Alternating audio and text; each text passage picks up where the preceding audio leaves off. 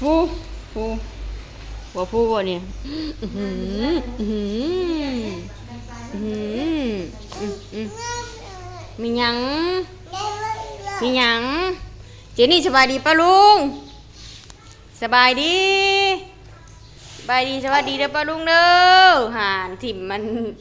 นั่นก็ได้ไม่ตู้มานอนก็มีแต่มดเลยเจ้าเอานะแม่ซีดตีแรกนั่นซีดแห่งนั้นมีตู้ไปแล้วพี่น้องเงยไปฟอกอีกแล้ววันนี้เอารีพาไปพอเดี๋ยวกลับมาวันที่ก็ไปมาอีก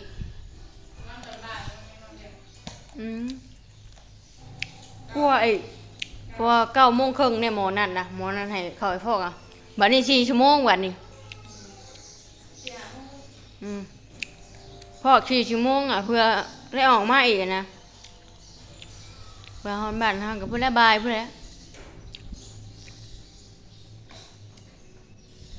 อยู่ดิก็ได้ไปโรงเรียนยังโรงเรียนเพิ่นถือมือพักสาวคู่เพิ่นพักมานี่บิวสบายดีปะลุงไงลูกนักเรียนคนเก่งอ่ะป้ามียังบิวยาวเนี่ยยืมในตัวที่ชื่อเล่นหน้ามันนี่นะใครมาจากเรื่องก็คือไม่ได้ยังบิวบอกไงลูกบิวเด้งออกบิวเด้งออกมันชื่อว่าเล่นตัวสัตว์อะไรลูกตัวสัตว์จักกี่แปลว่ายังพันเมื่อคืนนี่กับพันว่าใส่ตั้งจักกี่แปลว่ายังบัดแต่ข้ามบ่ตั้งเงินนั่นเดี๋ยวผมจะก้มแปลเลยข่อยอึ้งเลยข่อยแต่ข้ามเป็นเจ็บนะเจ็บเป็นผึ่งพันว่าตั้งเงินแต่ตั้งเงินบ่มีคนชื่อมาให้ว่ะว่าสิเป็นคู่เดียวกับโบไม่หลายคู่ให้เลือกเอาเป็นคู่ใบไม้คู่เกิดคู่เมีย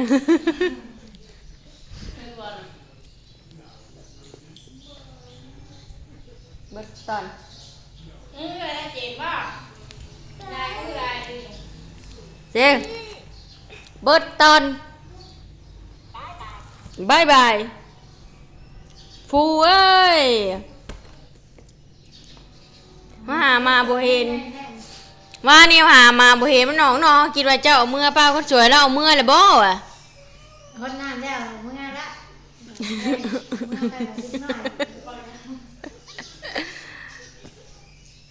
เจ็ดถึงมาเอาฟังถึงเมื่อลูกไม่สมอยอย่างเมื่อไปแล้วอยู่ในตลาดคนนี้ได้เขามีแจ้อยู่ในไหนวะงานแล้วก็นอนอยู่พอดีที่งานที่จะเป็นงานแล้วนอนมือดูเราบ่มาน้ำจักคนพี่น้องเอ้ยจะง่ายไปใช่หายมันเห็ดทานน้ำผัวมันแล้วอยู่ไร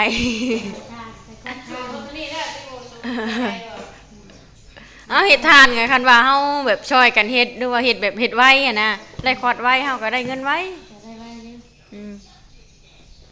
จะเฮาเผาจักมือมันคอดโอ้ยตามเพลงแม่แล้วก็เพื่อนนั่งชมเที่ยวแบบนี้แล้วไม่นั่งจะได้15 จอกมันบ่ใหม่ก็ธรรมดาอยู่เด้ได้จะได้400,000 พอได้ใช่อยู่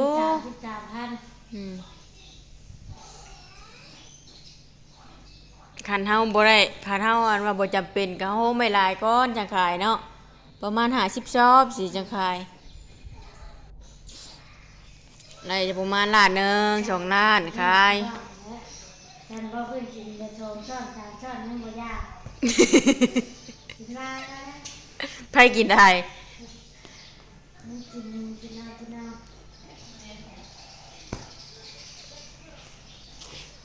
เจนอ่านA B C D E F A บิวเสริมน้องว่าคือที่หาบิวน้องวอยได้บิวโอ้ยเขาแอบว่ามือหาบิวน้องวอยได้ฮะ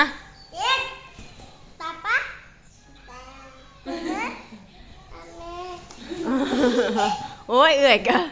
ป๊าป๊าป๊าป๊าป๊าป๊าป๊าป๊า ป้าป้า ไม่เก่งแท้อยู่แล้ว ป๊าป๊า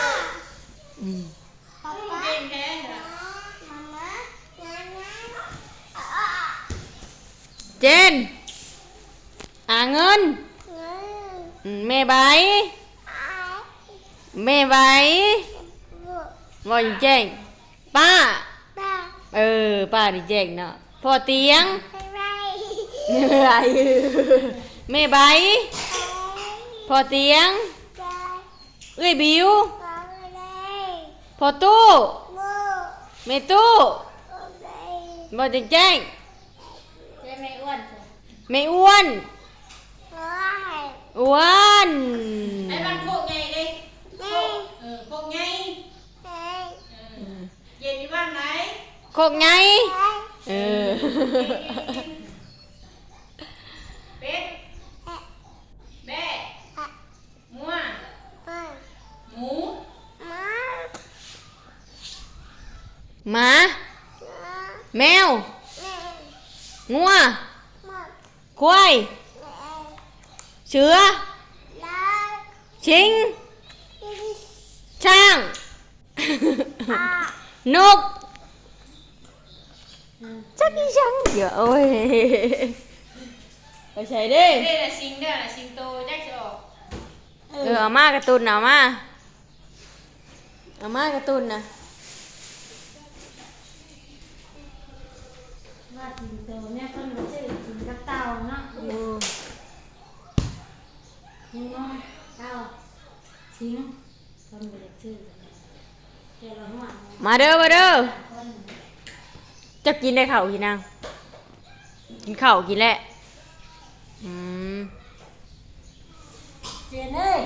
อย่าเที่ยวลูก เจนเอ้ยมาเด้อมาเด้อโอ้ มาได้ไหมมาได้ อย่าเฮ็ดดินของเอ้ยนะเฮ้ย มาได้มาได้มาได้ อ้าวเออ เฮ้ย เจะไม่อ้วนนะลูกไม่อ้วนอ้วน เจนอ้วนเฮ้ย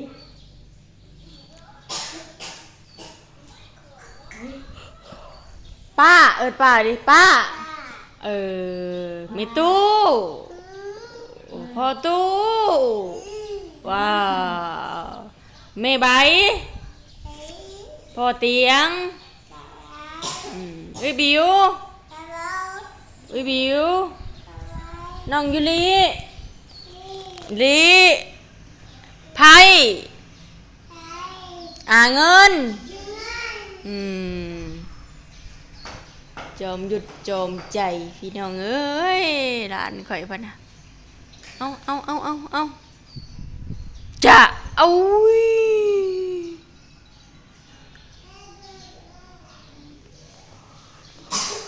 ไอเด้อมาเด้อไปเอาเปิดผ้าม่านกังบ่เจนอย่าไปเด้อหายปิ้นน่ะเด้อมันครบเด้อเบิ่งในทางย่างโอ้ยยายเอ้ย ตรงนั้นมาเช็ดนี่ ขึ้นเทิงไปเช็ดตีน มาเช็ดนี่ คนเราเนาะมักไปหมู่ไปใส่กระตามหลังไปเช็ดห่านนั่นเบิ่งมากเท่าใดพี่นางจะซื้อหมู่อืม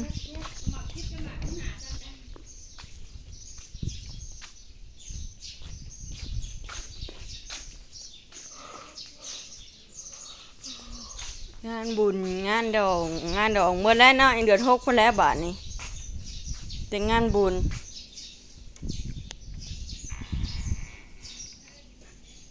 ขึ้นเลยโอ้ยกระตุกตุงเอ้ย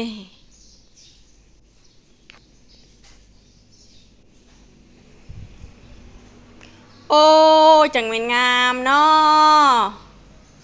พอนะ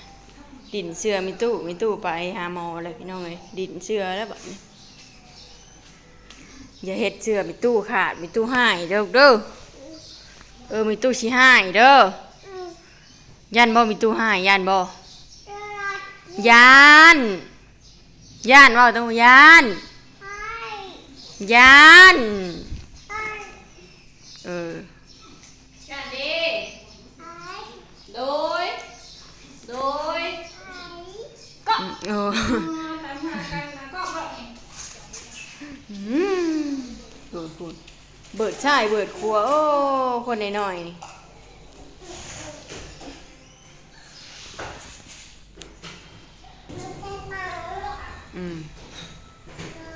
มาเด้อกรุกรุ่มเอ้ยเห็นบ่คำแพงโมเจนแพงมา แพงมาโอ้ยเจนแพงมาโอ้แพงคนหน่อยๆจุบปุ่ม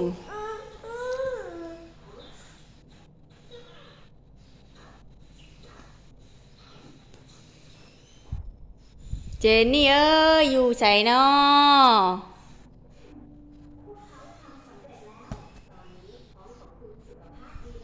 บุ้ง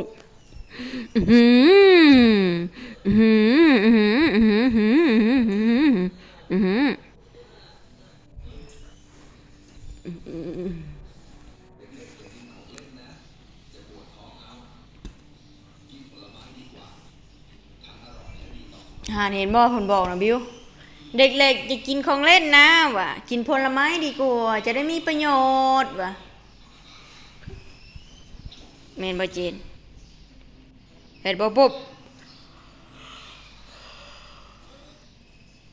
เจ้าคือนางลุ่มปุ่มบ่เมนบ่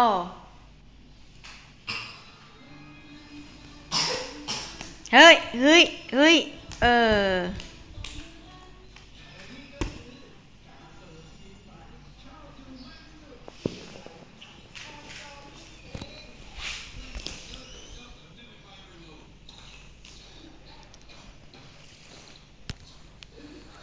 เจนเอ้ยเจนเห็นยังเจนนี่อยากกินนมแห้งบ่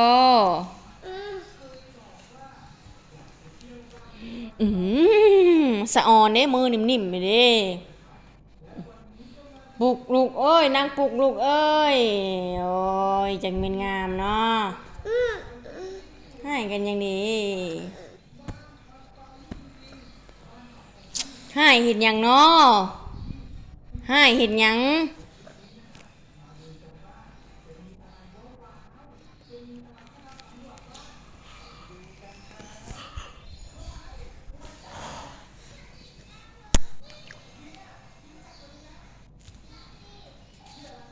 ปุ๊บ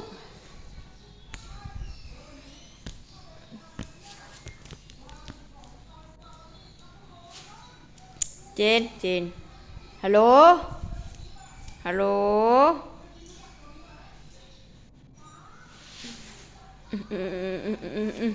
หื่นตีนหน่อยเด้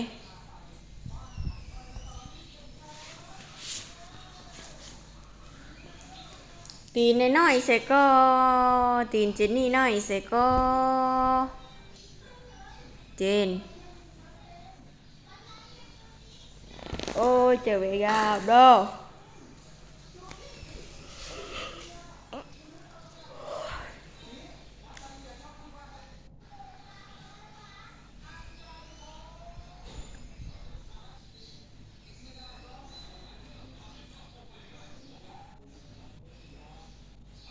โอ้ว้าวโ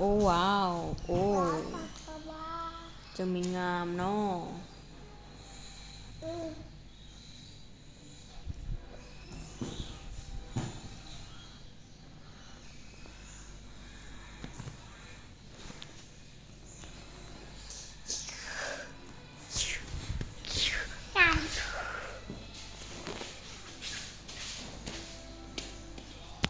เอ้าเอาเห็ดยัง อย่าเฮ็ดปักปืนปักไฟเนี่ยโอ้คนน้อยๆนี่ไปล้างอึป่ะล้างอึป่ะไปล้างอึไปอืมอืมอืมอืมอืมอืมอีใช้นั่นอ้าวให้กันยังนี่อีใช้ห้องน้ำเด้ห้องน้ำอีใช้อยู่ใช้ห้องน้ำอยู่ใช้ห้องน้ำเจนี่อยู่ใช้อยู่ใช้เนาะอยู่หมองใดเนาะ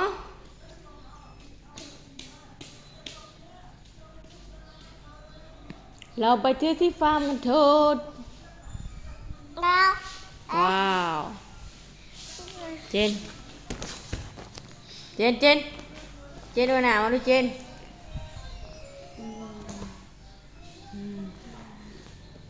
มีมาเปลี่ยนผ้าบ่เจนยืนมีมาเปลี่ยนผ้าบ่แผ่นผ้าห่มโตๆเด้อเอาเห็นกล่องกันไหมเอาโอ้จังมันงามเนาะเจนี่นี่เนาะ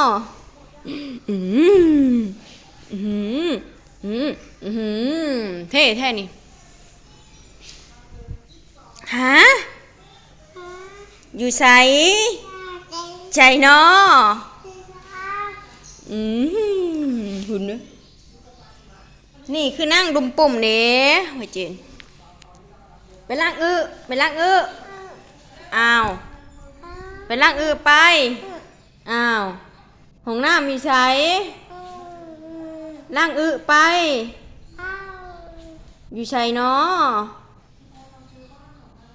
ไปล้างปะไปล้างปะลูกปะลุกขึ้นไปล้างปะ1 2 3อ้าวเฮ็ดได้ฉบับเนี่ยป้าไว้นี่บ่ให้มันกินหอมบ่กินหอมกุ้มบ่พ่อเจนหอมบ่กินหอมบ่หอมแห้งบ่